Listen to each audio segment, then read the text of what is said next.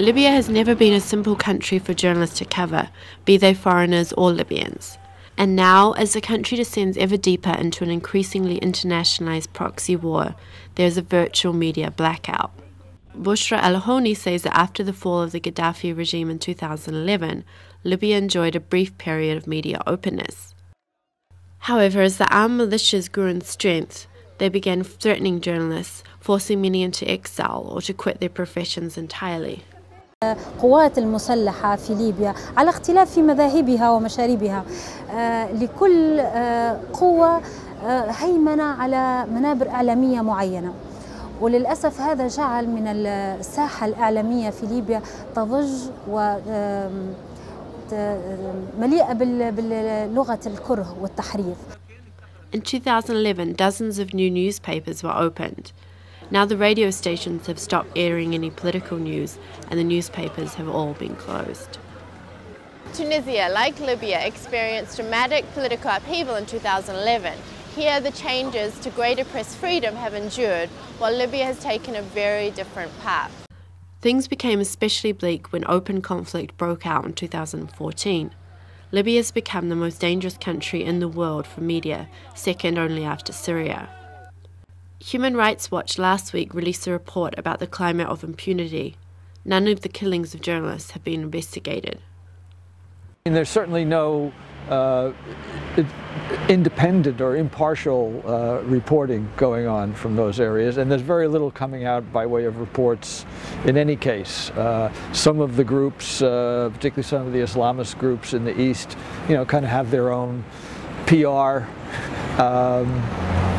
mechanisms and so forth, so sometimes news is coming out, images and so forth directly from them, but no impartial journalism going on, no. The current conflict has intensified as regional tensions play out inside Libya. The Tobruk Parliament and General Haftar's military campaign is backed by the UAE and Egypt, while the Farj al-Libya alliance is backed by Qatar and Turkey. Many of the media stations promoting each side's agenda are based in these countries. أنا لا أتكلم، أنا أتكلم عن الموجودين في الخارج اللي عندهم الأموال واللي عندهم الفلوس، ولكم في القنوات اللي يفتحوا فيها متاع الفتنة ما خلوا ما فتحوا لنا طرطارية حمراء خضراء زرقاء، تسكر قناة يفتحوا لك قناة. وأنا اليوم حنتكلم على سياسة الحكومة المصرية، راهو حتى احنا كإعلام ليبي بنتكلموا. لم نتدخل في شؤون الدولة المصرية إلى الآن، ولا نتدخل. دولة إخواننا المصريين دولة شقيقة ونحترمهم نحن كشعب ليبي، ولهم منا كل الاحترام. إن شاء الله كل يوم يغيروا رئيس، هذه شؤونهم الداخلية وشؤونهم الخاصة. نحن في ليبيا ليس لنا علاقة بهم. طبعا في موضوع صراحة الراديو، هذا راديو أجواء بتاع إسماعيل القريفي اللي موجود في الشارع جانب مدرسة المفروض يتم عليه أما الشباب يدخلوا هذا المكان ويبدأوا يمثلوا منا في مناشيرهم في حاجات في كذا، وإلا يقفل صراحة.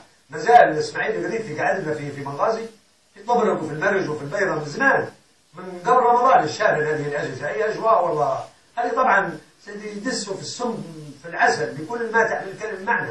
هذا صاحبها وهو مدير إسماعيل القريفي، وهذا هو المسؤول الإخباري والإعلامي في الجزيرة أمام أحداث فبراير. كيف نطلب أمورنا كان نطلب أمورنا لمجرمين إعلاميين زي هذول؟ فرجاء يعني هذا الرجل في الشارع. Some Libyan activists and commentators are especially critical about the role the few remaining media are playing in fueling further violence. Many journalists, they say, are only allowed to stay on because they're openly biased, political or military appointees, and media on all sides are actively inciting violence against their opposition.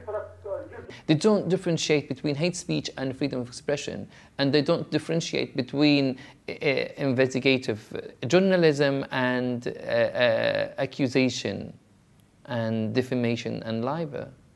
This is a big problem for Libyan media. I've been talking about this since 2011.